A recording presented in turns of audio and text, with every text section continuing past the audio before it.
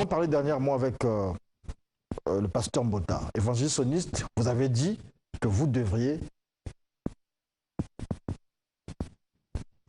contredire le pasteur René Mbota sur certains points. Vous avez 5 minutes, on vous écoute. Ensuite, lui aussi, il aura 5 minutes, ainsi de suite, comme nous faisons notre débat d'habitude. Évangéliste Sonite. Alors, merci, monsieur le journaliste. Je tiens à remercier toute l'équipe ici présente. Je bénis le Seigneur Jésus-Christ qui nous a donné cette opportunité de nous tenir ici aujourd'hui. Enfin, j'ai suivi le pasteur Mbota avec beaucoup d'attention lorsqu'il a parlé du mariage. Mais le point qui a retenu mon attention, c'est que le pasteur Mbota a qualifié de grand gâchis. Il a qualifié de grand gâchis et de diabolique le fait d'aller célébrer le mariage à l'église. Voilà le point qui m'a choqué. Et c'est sur ce point que je vais focaliser mon attaque aujourd'hui sur ce que le pasteur Mbota avait déclaré. Mais je voudrais dire quelque chose. Il appartient à l'accusateur d'apporter les preuves de son accusation. Je crois que dire que c'est un gâchis et que c'est diabolique d'aller célébrer le mariage à l'église, il faudrait que le pasteur Mbota trouve une disposition. Donc c'est ce que je vais lui demander de faire. Qu'il me donne une disposition dans la Bible interdisant la célébration du mariage à l'église. Parce que lorsque la justice, monsieur le journaliste, veut condamner quelqu'un pour un fait qu'il aurait commis, la justice va rechercher dans le droit, dans la loi, une disposition interdisant le fait en question. Et c'est sur cette disposition que va se baser la condamnation. Donc, que mon cher frère pasteur Mbota me produise ici une disposition dans la Bible interdisant le mariage, ou plutôt la célébration du mariage à l'église. Parce que son argument c'est quoi? Je le suivais dernièrement, il dit, il faudrait qu'on me montre dans la Bible, là où les apôtres, là où les prophètes, là où les pasteurs ont déjà célébré le mariage à l'église. Mais ça, ce n'est pas une disposition, monsieur le pasteur. Ce n'est pas une disposition interdisant le mariage à l'église. Donc, je crois que le pasteur Mbota peut me donner cette disposition. Merci beaucoup et je salue nos amis téléspectateurs. Et je crois que ce sujet est un grand sujet et comme vous le savez très bien que lorsqu'on parle du mariage, c'est un véritable champ de mine. Et il faudra y avancer avec beaucoup de prudence, sinon on peut mettre le pied là où il ne fallait pas. Et je crois qu'avant qu'on puisse arriver à répondre à cette question directement sur le fait que le mariage ne soit pas une institution de l'Église, il est d'abord convenable qu'on puisse définir ce que c'est le mariage et regarder ce qu'est l'approche biblique sur la question du mariage. Et ensuite, c'est la Bible elle-même qui nous présentera les dispositions, s'il y a, que le mariage puisse être une institution ecclésiale. Le mariage, par définition, est une union conjugale rituelle et contractuelle, comme on nous le définit, à durée illimitée ou indéterminée, reconnue et encadrée par une institution juridique ou religieuse. Et par définition, le mot mariage vient du latin mas, qui signifie mari ou mâle. Ensuite, maritare signifie donner en mariage. Et c'était un acte passif, soit un acte par lequel s'établissait le lien entre deux personnes, mais aussi le nouvel état créé par cet acte. Alors, d'origine masculine, le mot mariage, par son étymologie, impliquait qu'une femme passait de la tutelle de son père à celle de son mari. Donc c'est le passage d'une femme de la tutelle de son père à celle de son mari. En regardant ici sur cette question pour aller un peu dans la question que vous avez évoquée, j'aimerais d'abord dire que nous savons que les réalités de la vie conjugale sont très multiples dans la parole du Seigneur et complexes. Comment ce lien de mariage s'établissait-il selon la Bible? Et quel type de couple trouvait-on dans la Bible? Sont là parmi les grandes questions qui doivent se poser ce matin. Alors, le mariage se faisait par étapes successives. Et avant d'arriver là, dans les détails de ces étapes, j'aimerais juste prendre un verset ici de Deutéronome pour montrer qu'il y avait deux phases pour certains types de mariage. Il y avait deux phases. Il y avait d'abord les fiançailles, ensuite l'acquisition. La Bible dit dans Deutéronome 20, verset 7, parlant de jeunes recrues ou encore des gens qui devaient être dispensés de service militaire, la Bible dit « Qui est-ce qui a fiancé une femme et ne l'a point encore prise? Qu'il aille et retourne chez lui, de peur qu'il ne meure dans la bataille et qu'un autre ne la prenne. » Donc il y avait une phase retenue pour les fiançailles et il y avait la phase de l'acquisition.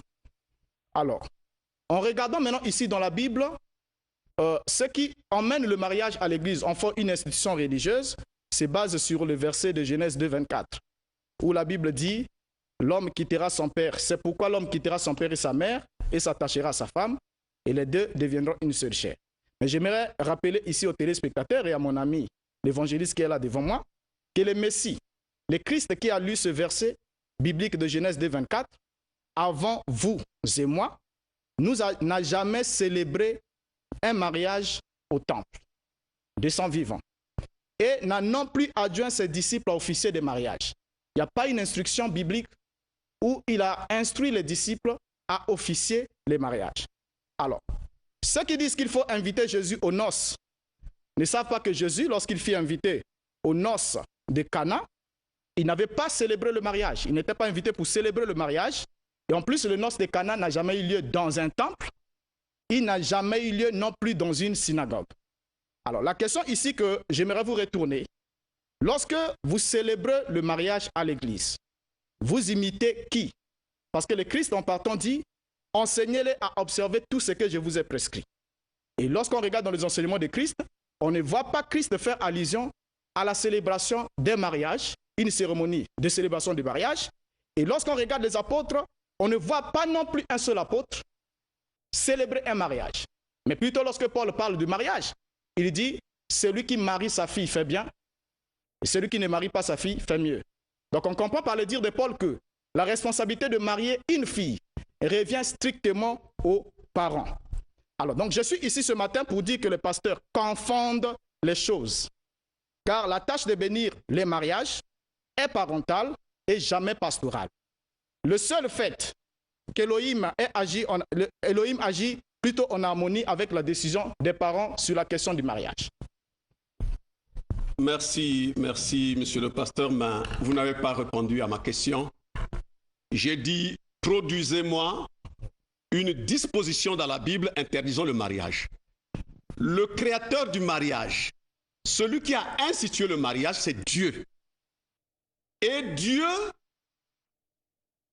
la Bible dit, est la tête de l'Église. Le Christ est la tête de l'Église et l'Église est le corps de Jésus-Christ dont nous sommes les membres. L'apôtre Paul dit dans Hébreux 13, 4, que le mariage soit honoré de tous. Je dis bien, que le mariage soit honoré de tous. Alors, donc, dans le mot tous, monsieur le pasteur Mbota, vous devez saisir ceci, que dans tous, il y a la famille, dans tous, il y a l'État, dans tous, il y a l'Église. Vous comprenez? Donc, vous ne pouvez pas exclure l'Église dans cette dimension du mariage. Vous ne pouvez pas exclure l'Église, parce que la parole ici s'adresse d'abord à l'Église. Vous comprenez? La parole qui est écrite dans Hébreux 13, 4 s'adresse à l'Église qui est le corps de Christ dont nous sommes les membres. Alors, je ne vois pas un membre qui appartient au corps de Christ puisse célébrer le mariage en dehors de la tête qui est Jésus-Christ. C'est incompatible, monsieur le pasteur. Donc, moi, je voudrais que vous me produisez une disposition biblique interdisant le mariage. Parce que quand vous vous basez sur l'argument selon lequel vous dites, bon, les apôtres n'ont jamais célébré le mariage à l'église, Jésus-Christ lui-même n'a jamais célébré le mariage à l'église, si c'est ça que vous appelez disposition, alors donc je vais vous mettre en difficulté, monsieur le pasteur. Parce que je veux vous demander, est-ce que vous, dans votre église là-bas, vous chantez? Est-ce que vous dansez? Est-ce que vous pouvez me montrer dans la Bible un seul verset où les apôtres ont dansé à l'église? Vous pouvez me montrer un seul verset où les apôtres ont chanté à l'église? Alors que les apôtres ont recommandé les chants. L'apôtre Paul a bien parlé des chants. Donc l'apôtre Paul qui parle du mariage, l'apôtre Pierre qui parle du mariage, était censé reconnaître que le mariage est une instruction de Dieu. Et comme Dieu est la tête de l'Église, eh bien l'Église ne peut pas s'en départir, monsieur le pasteur. Voyez-vous, donc vous êtes dans une grave erreur. Vous êtes dans une grave erreur. Produisez-moi une disposition interdisant le mariage à l'Église, alors je vous croirai. Comme la Bible le fait pour l'idolâtrie.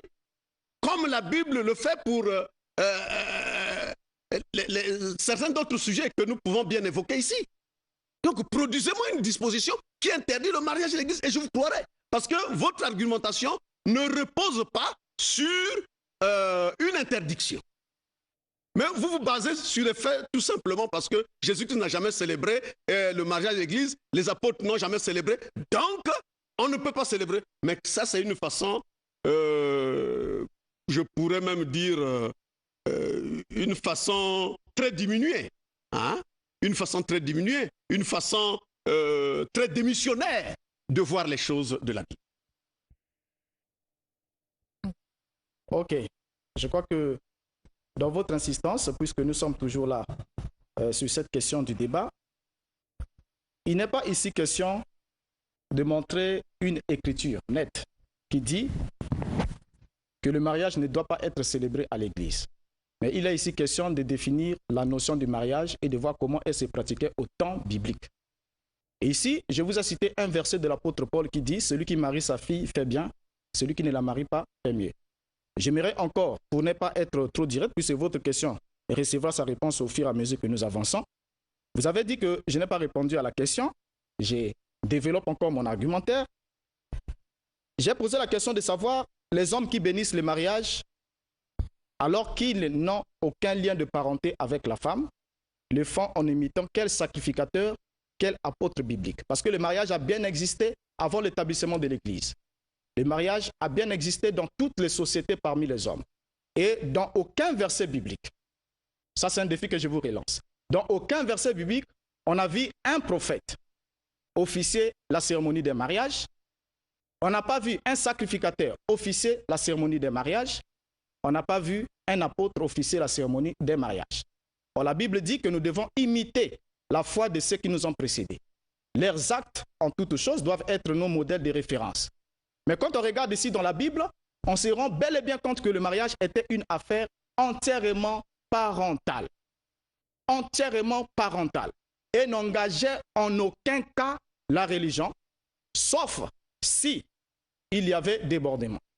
L'écriture que vous venez de citer, Hébreux 13, le verset 4, que le mariage soit honoré de tous.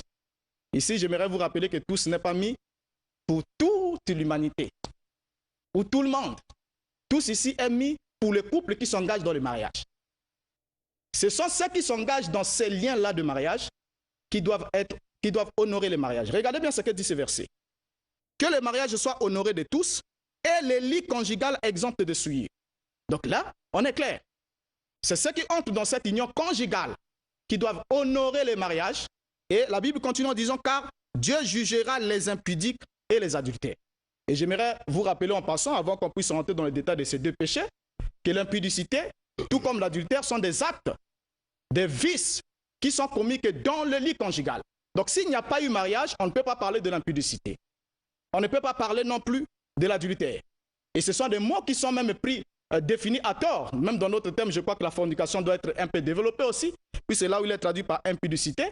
Et quelque part, d'autres traducteurs rendent cela par la fornication. Et qui est défini par les hommes d'église comme étant le fait d'entretenir des rapports sexuels avant le mariage. Mais je vous rappelle ici que ces versets, en les lisant clairement, ils s'adressent uniquement à ceux qui s'engagent dans ces liens de mariage. Cela n'a rien à voir avec le fait qu'on emmène un mariage après qu'il soit déjà célébré chez les parents, qui sont les seuls qui ont le droit légal devant le Créateur de marier leur fille à qui ils veulent, selon les règles qu'ils fixent. Et on pourra prendre tous les mariages qui ont été célébrés dans la Bible. Vous allez voir que chaque mariage obéissait à une certaine règle qui était établie selon la coutume du père de la fille. Et une fois qu'il vous donnait sa fille, c'est lui qui réglait, ça réglait la question. Cette fille était devenue votre femme, selon les normes qu'il a fixées. L'Église n'avait rien à voir là-dedans. Donc aujourd'hui que l'Église vienne s'ingérer dans une affaire qui ne la concerne pas, alors qu'elle n'a pas reçu mandat du Seigneur pour répondre à ça, est une grave erreur. Donc le fait que le mariage soit honoré de tous, revenez d'abord à cette écriture-là, pour comprendre que ces versets s'adressent à ceux qui s'engagent dans ces liens sacrés du mariage. Ils doivent comprendre que le lit conjugal doit être exempt de toute souillure, parce que Dieu jugera les impudiques et les adultères.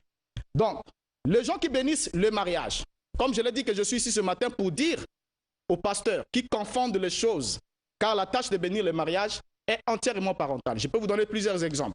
Le mariage de Rebecca pour aller en mariage, elle a été bénie par ses frères qui ont prononcé des paroles de bénédiction pour qu'elle aille en mariage. Il n'y a jamais eu un prédicateur.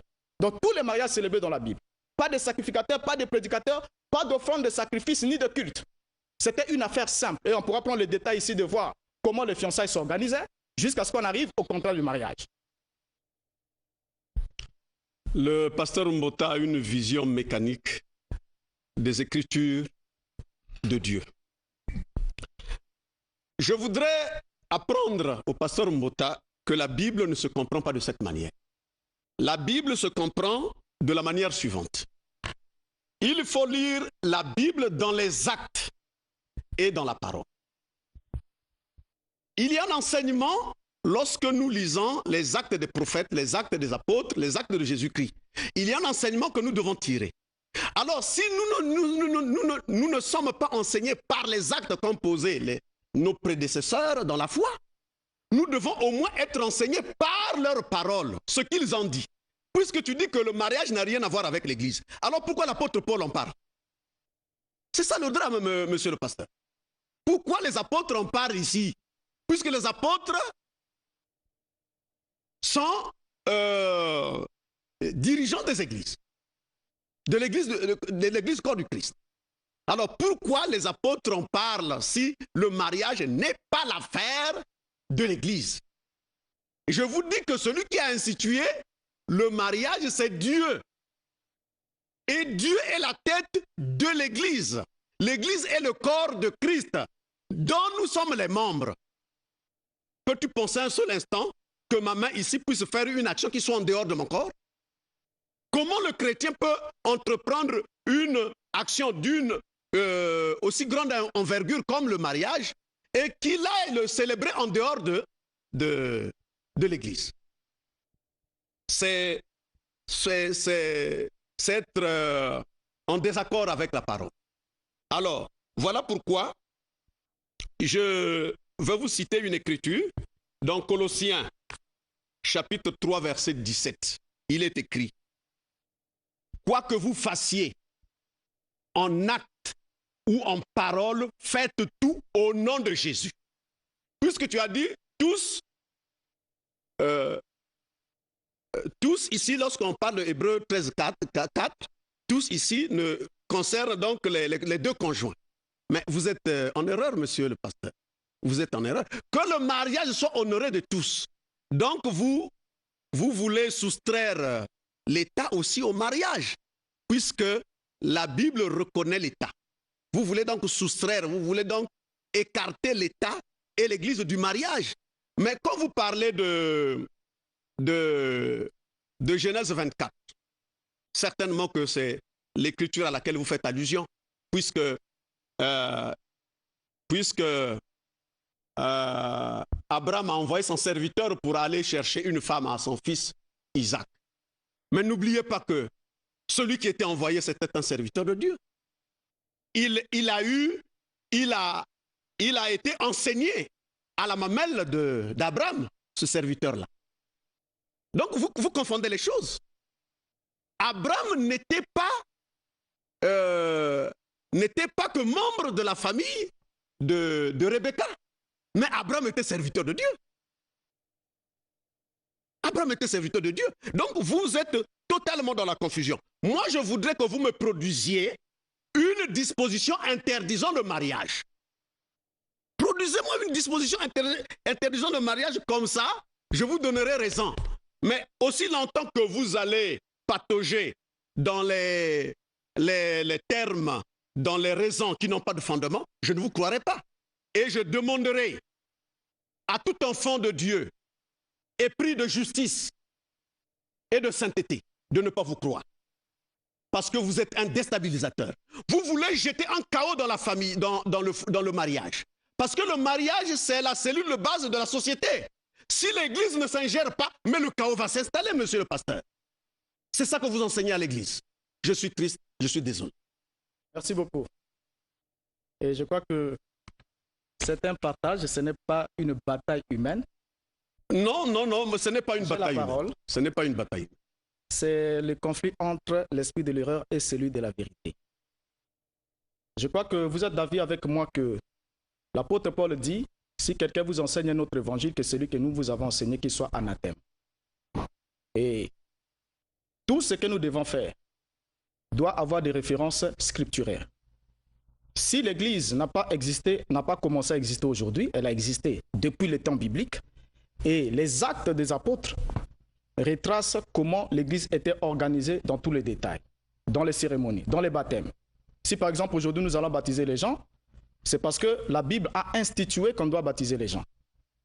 Mais la Bible n'a pas institué aux prédicateurs de célébrer les mariages.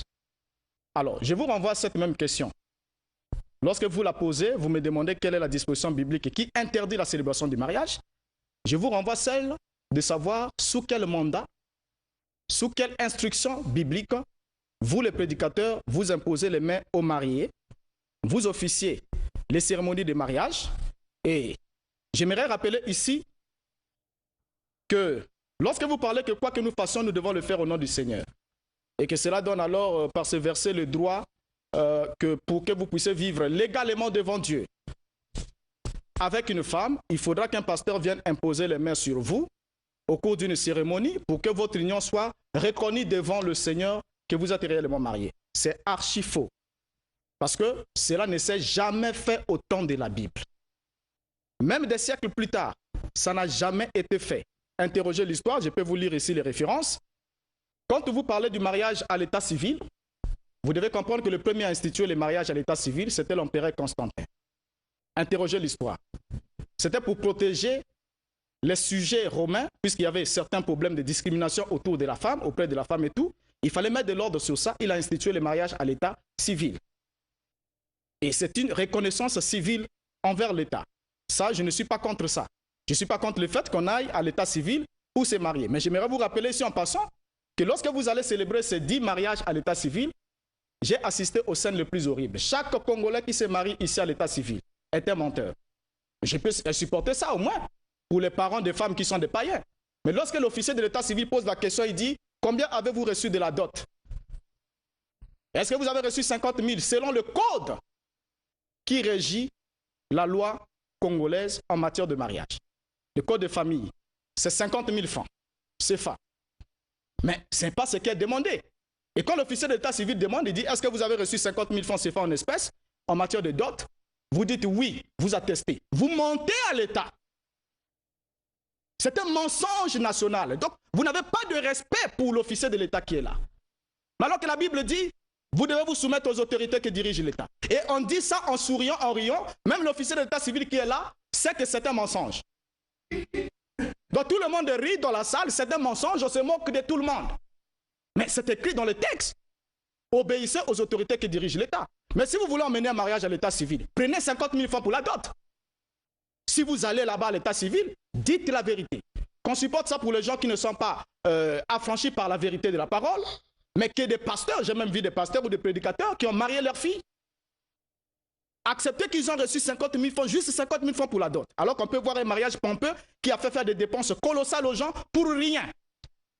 Donc, en regardant ici le fait, ne prenez pas Eliezer ici parce qu'il n'y a pas un verset biblique qui dit que Eliezer était un serviteur de Dieu. Il n'y a pas un verset. La Bible dit serviteur d'Abraham. Il était envoyé. Et on n'a pas vu Eliezer quelque part dans une scène officier une cérémonie de mariage. Donc, le mariage a été célébré pour la première fois à l'église sous l'instruction de l'église catholique romaine. Et c'est le pape, c'est un pape qui a institué cela pour la première fois, qu'on puisse emmener le mariage dans un édifice religieux. Et l'église catholique romaine a fait du mariage le 7e sacrement de l'église. Donc ceux qui emmènent le mariage à l'église emboîtent le pas de l'église catholique romaine. Donc vous n'êtes pas des pasteurs, vous êtes des prêtres sans soutane. Il faut le reconnaître. Merci beaucoup. C'est presque la fin de cet entretien. Je crois qu'il vous reste un temps de parole.